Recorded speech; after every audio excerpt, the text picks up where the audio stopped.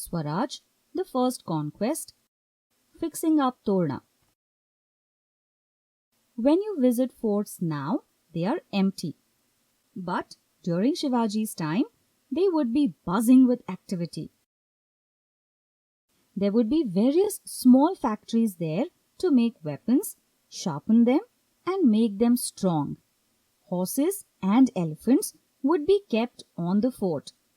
There was also lots of money and stores of food. The water had to be maintained and animals had to be fed. Each activity was looked after by an officer. The head of all these officers was called the Karkhanis. Money would be stored in the fort, brought into the fort, and used for various activities and salaries. A proper record, which we call accounts, had to be kept about how this money was used.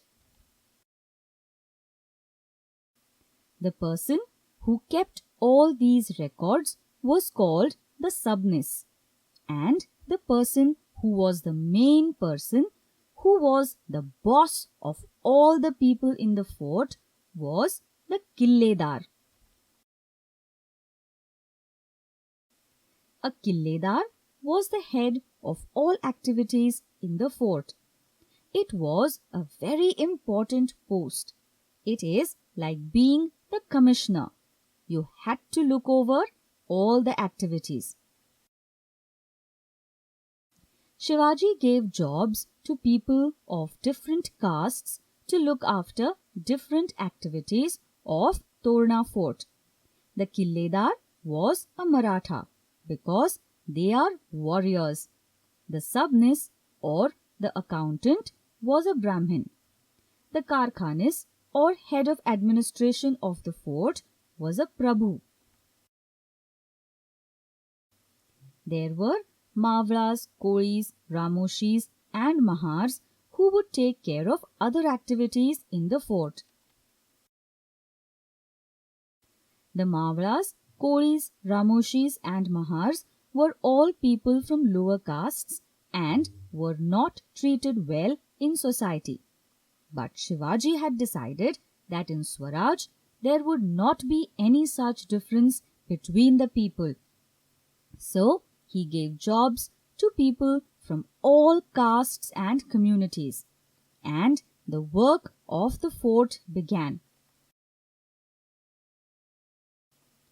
As you already know, the fort of Torna was neglected by Adil Shah.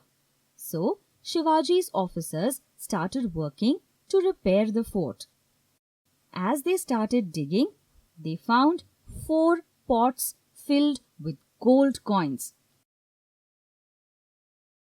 Everybody decided that it was a blessing from goddess Bhavani and took it to Shivaji. We should really praise the honesty of those people. No one felt like stealing the coins and keeping them for themselves. They honestly brought all the treasure to Shivaji. Shivaji was very happy. He used a part of the money to buy more weapons and ammunition for the Torna fort, and he had an idea about how to use the rest of the money.